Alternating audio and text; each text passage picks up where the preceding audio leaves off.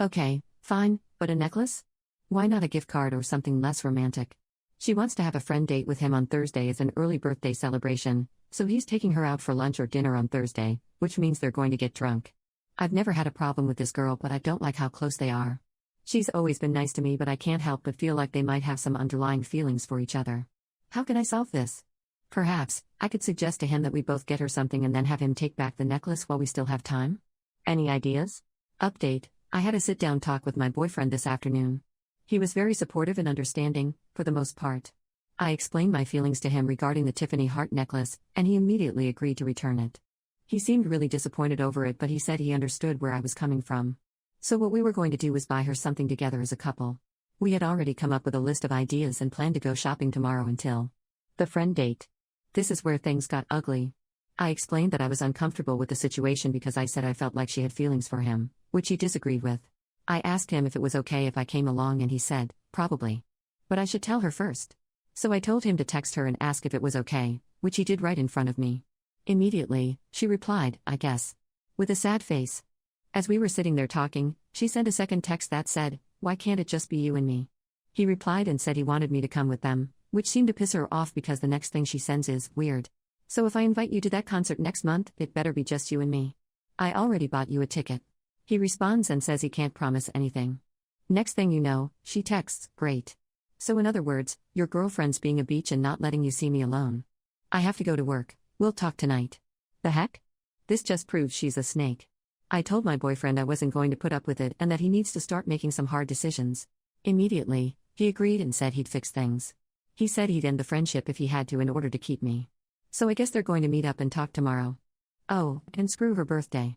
Final update: I apologize in advance if this comes out to be a huge mess. It turns out, he's not as innocent as I had previously thought, and now I look like the fool here. Last night, I stayed at his place and we talked some more. He said he was going to return the necklace first thing this morning. Well, he lied. I went over to his place on my lunch hour and the damn thing was still laying on his nightstand. He claims he forgot to take it back and will have to do it later. In my gut, I felt like he was stalling me, and I was right. As I mentioned in my prior post, my boyfriend and his best friend were going to have a talk today. I honestly believed he was going to distance himself from her and explain to her that her actions were inappropriate. Well, that didn't happen. After 2 hours without hearing anything from him, I texted him to find out what was going on because I wanted to see him tonight after their talk. He responded and said he just wanted to have a night to himself. Right away, alarm bells are going off in my head because he's sending me short texts and is barely answering any of my questions. I told him his evasive behavior was really beginning to worry me, and he replied, I'm sorry. I'm just confused. I texted back, what do you mean you're confused? Confused about what? He took forever to respond but eventually admitted he was confused about our relationship. Instead of fighting over text, I went over to his place to figure out what the problem was. After lots of arguing, he finally gave me the truth. Apparently, during their talk this afternoon, she told him she's had feelings for him since college and it's gotten to the point now where it's hard for her to be around him. I asked him if the feelings were mutual and he replied, I don't know, in other words, yes. I asked what else was said during this talk and he said she basically feels bad because she feels like she's ruining our relationship and getting in between us. Well, no crap. That's when he brought up the idea of us possibly going on a break so he can sort their friendship out. I told him I would never agree to something like that because it just gives him a license to sleep with her, which brought up my next point. I asked if he ever cheated on me with her and suddenly he became very defensive. He said they only fooled around back when he was single. Funny how he never mentioned that before. I told him I didn't believe him because of how defensive he was. He then admitted that she kissed him during their talk but he pulled away after a couple of seconds because he felt bad. But that's all that happened. Yeah, I'm not stupid. Even if it was just a kiss, he should have made it clear to her that he wasn't interested. Not this I don't know if I have feelings for her bull crap. At that point, I told him we were done, our relationship is over. I don't want to be in a relationship with someone I cannot trust. He didn't even fight for me.